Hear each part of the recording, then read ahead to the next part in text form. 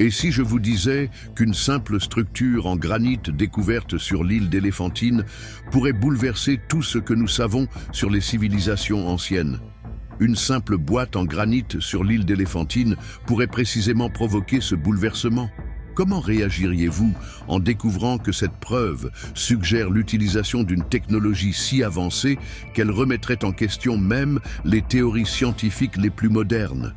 Préparez-vous à plonger dans un mystère profond, une énigme qui pourrait réécrire les livres d'histoire et nous pousser à repenser tout ce que nous croyions savoir sur les cultures anciennes.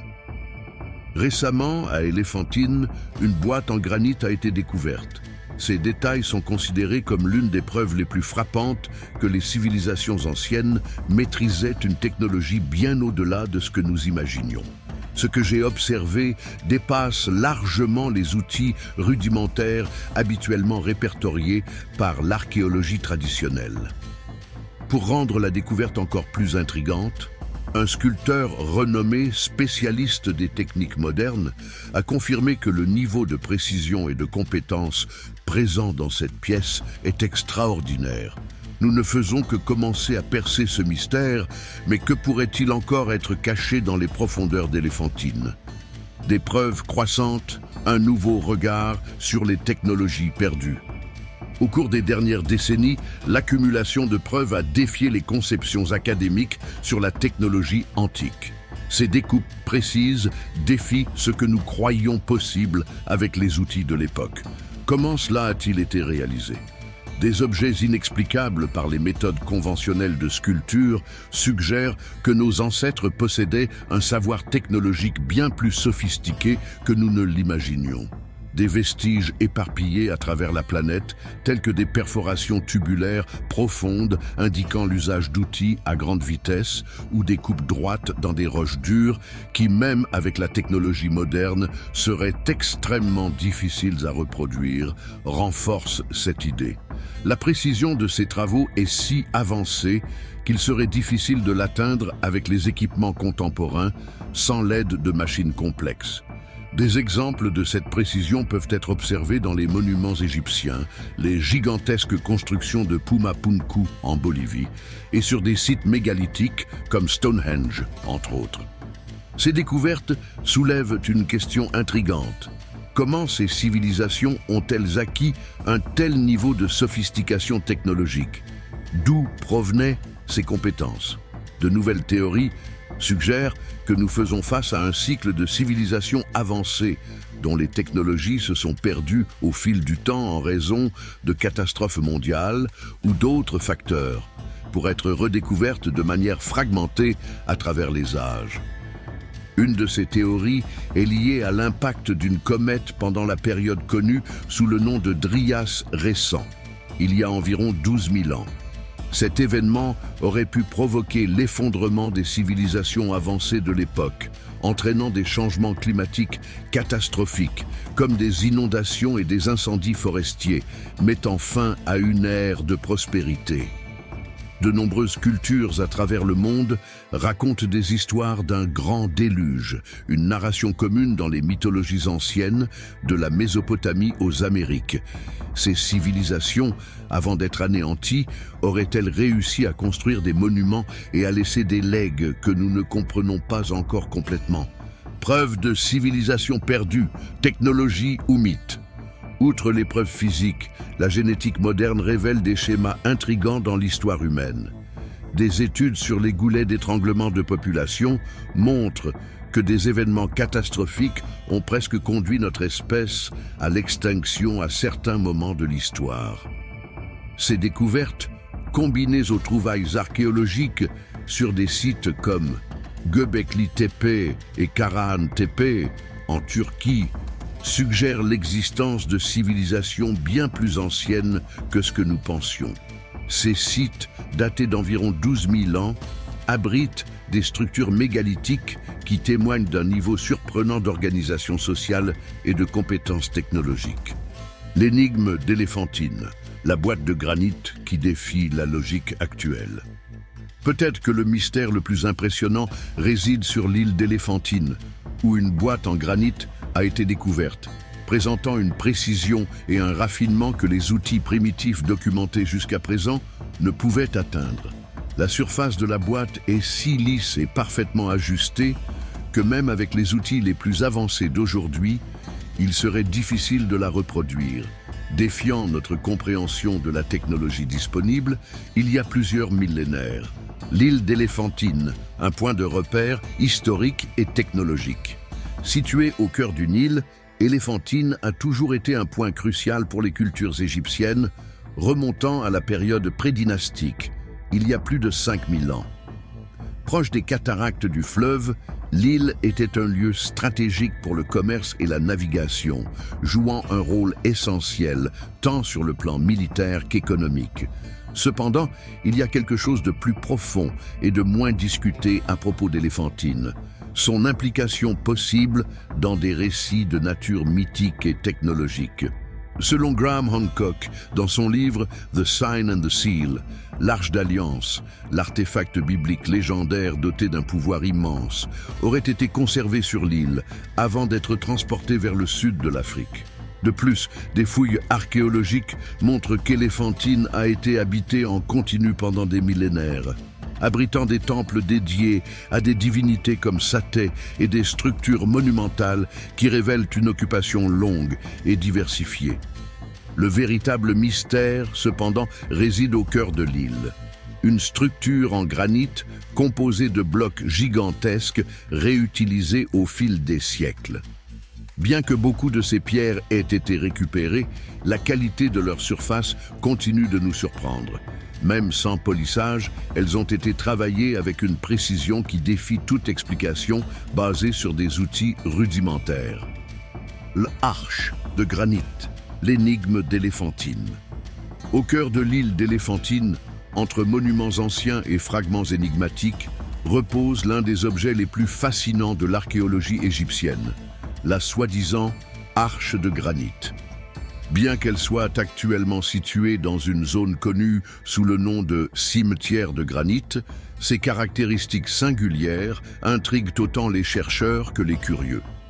Contrairement à de nombreux autres artefacts en granit, cette pièce n'est pas considérée comme un sarcophage, mais comme un sanctuaire ou un autel, selon certains égyptologues. Ce qui la rend particulièrement unique, c'est son design inhabituel, avec un couvercle pointu et des bords sculptés avec précision qui suggèrent l'utilisation d'une technologie sophistiquée, encore difficile à expliquer par des méthodes traditionnelles. Sur la partie supérieure de la boîte, une petite surface plane aurait peut-être servi de base pour une pierre benben, semblable à celle placée au sommet des pyramides de l'Ancien Empire, symbolisant le lien entre le ciel et la terre. L'intérieur de la boîte révèle un rebord encastré et des coins sculptés avec une précision millimétrique, témoignant d'une maîtrise technique impressionnante et d'une méthode de travail de la pierre qui dépasse ce que l'on pense possible à cette époque. Les perforations tubulaires, une énigme technologique. L'un des aspects les plus fascinants de cette arche de granit réside dans les perforations tubulaires. Comment ont-elles pu être réalisées avec une telle précision en utilisant des outils qui, théoriquement, ne devraient pas exister à l'époque? Ces trous de diamètre significatif pourraient avoir eu une fonction pratique, peut-être pour des pivots de porte ou d'autres mécanismes. La précision avec laquelle ils ont été réalisés est déconcertante. Ils sont parfaitement alignés avec les rebords encastrés de la boîte, ce qui rend impossible l'utilisation d'outils modernes, comme des forêts électriques classiques, à cause de l'espace limité. Cela soulève une question fondamentale. Comment les civilisations anciennes ont-elles percé des trous aussi précis dans le granit, l'une des roches les plus dures, avec des outils rudimentaires? L'explication traditionnelle, impliquant l'utilisation de forêts en cuivre et d'arc, semble insuffisante pour expliquer le niveau de complexité et la résistance du matériau. Le rebord semi-circulaire, un exemple de perfection. Un autre détail remarquable est le rebord semi-circulaire qui parcourt aussi bien la partie supérieure que la partie inférieure de la pièce. La précision de ce rebord est surprenante étant donné que la boîte a été fabriquée à partir d'un seul bloc massif de granit. Cela signifie qu'il n'y a pas eu d'assemblage de plusieurs parties. Toute la structure a été façonnée à partir d'un seul morceau, ce qui exige une technique avancée encore incomprise. La fonction de ce rebord reste un mystère, mais sa perfection suggère qu'il avait une utilité au-delà de l'aspect purement esthétique. Peut-être une fonction pratique que nous ne pouvons pas encore déchiffrer. D'autres exemplaires de boîtes mystérieuses. La boîte d'éléphantine n'est pas la seule à susciter la curiosité. À proximité, les restes d'une autre boîte en granit noir attirent également l'attention. Bien que seul l'intérieur fragmenté de cette pièce soit visible, il présente des surfaces planes et des coins tout aussi précis, témoignant du même niveau de compétence technique. Curieusement, à l'intérieur de ce fragment, des traces d'une peinture datant de la période ptolémaïque sont visibles, réalisée par un prêtre qui avait tenté de réutiliser la pierre, bien que ce processus ait échoué. De plus, des fragments d'autres boîtes en granit ont été documentés à Éléphantine. En 2020, un morceau d'une boîte en granit noir a été découvert, exhibant le même rebord semi-circulaire que celui observé sur la boîte en granit rose. Ce fragment a disparu pendant un temps, mais a été redécouvert en 2022, partiellement enterré dans le sable.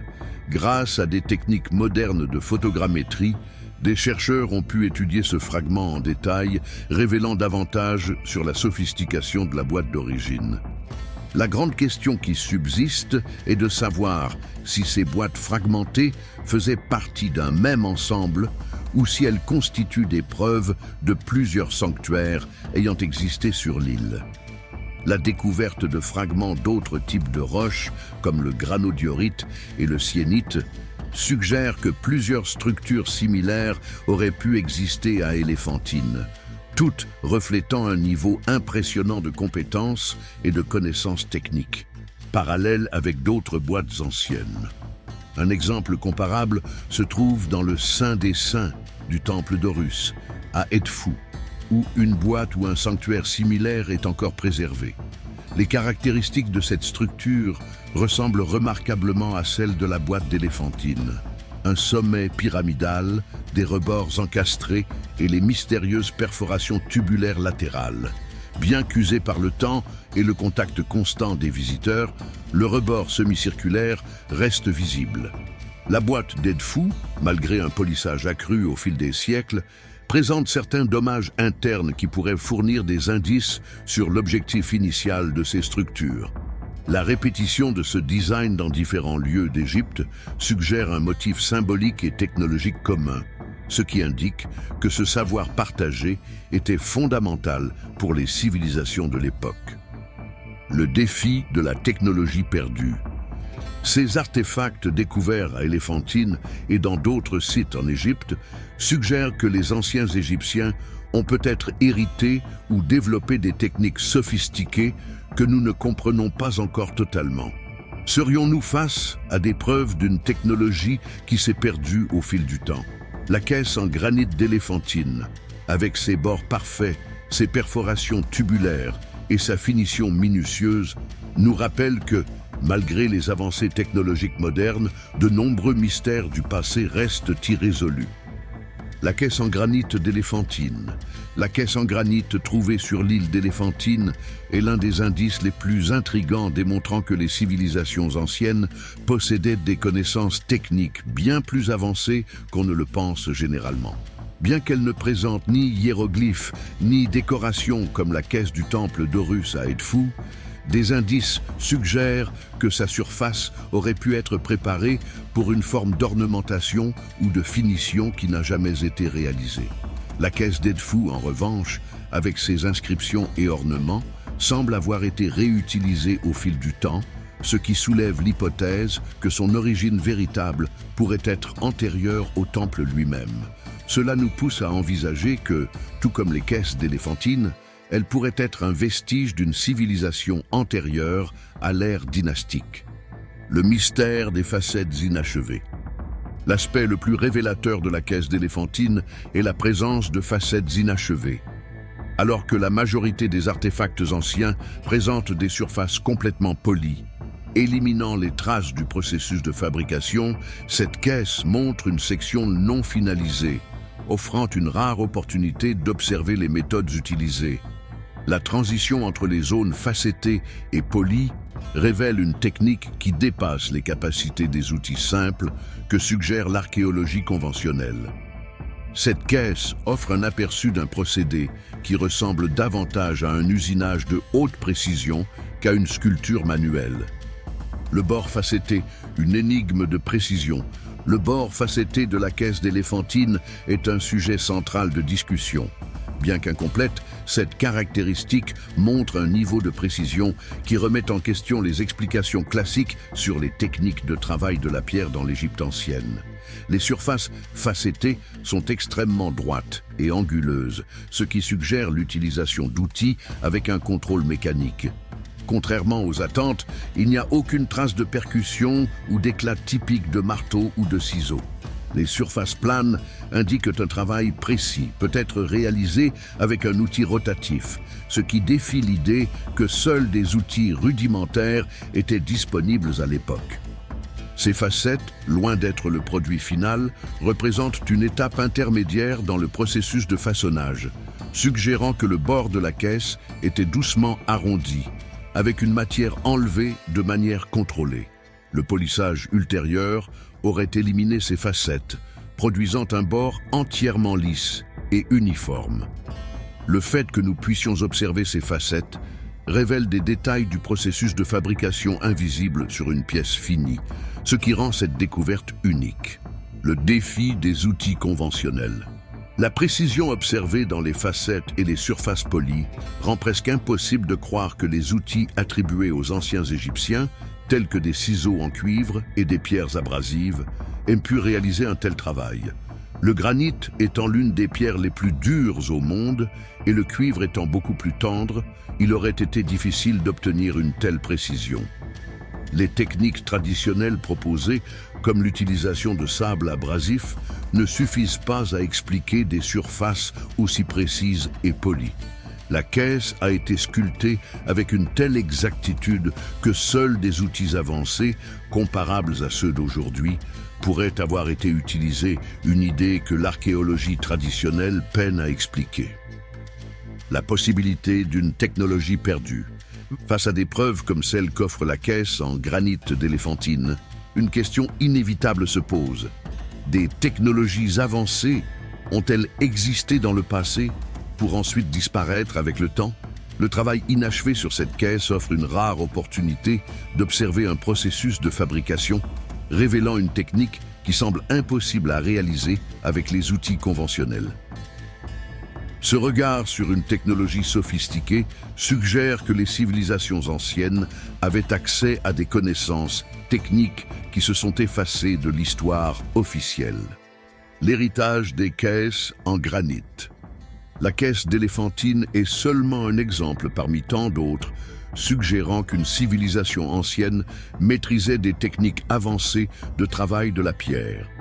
En plus de la caisse d'Edfou, d'autres artefacts en Égypte, comme les blocs sculptés à Saqqara, présentent des caractéristiques similaires, des perforations tubulaires précises, des bords facettés et des surfaces incroyablement polies. Ces objets indiquent que ces exemples ne sont pas isolés, mais font partie d'un modèle d'ingénierie sophistiqué qui reste sans explication. Si nous considérons la possibilité que des outils mécanisés ou rotatifs aient été utilisés dans le passé, cela implique que les civilisations anciennes possédaient un niveau de technologie bien plus élevé que ce que nous connaissons. La caisse d'éléphantine, avec ses bords facettés et sa précision presque incroyable, est un rappel qu'il reste encore beaucoup à découvrir sur le passé de l'humanité et ses réalisations technologiques. Quelle que soit la véritable histoire, cette énigme continue de nous inciter à repenser ce que nous savons des capacités de nos ancêtres. Interpréter les preuves, une énigme technologique. Les découvertes liées à la boîte en granit d'éléphantine, ainsi qu'à d'autres artefacts similaires, soulèvent deux hypothèses intrigantes pour comprendre l'histoire égyptienne. La première possibilité est que la civilisation égyptienne dynastique possédait des techniques et des outils beaucoup plus avancés qu'on ne le croyait, bien que peu de preuves directes de ces technologies aient été découvertes. La seconde hypothèse, encore plus audacieuse, suggère que les Égyptiens ont hérité de ces artefacts d'une civilisation technologiquement supérieure et antérieure à la leur, dont l'existence aurait été effacée par le temps.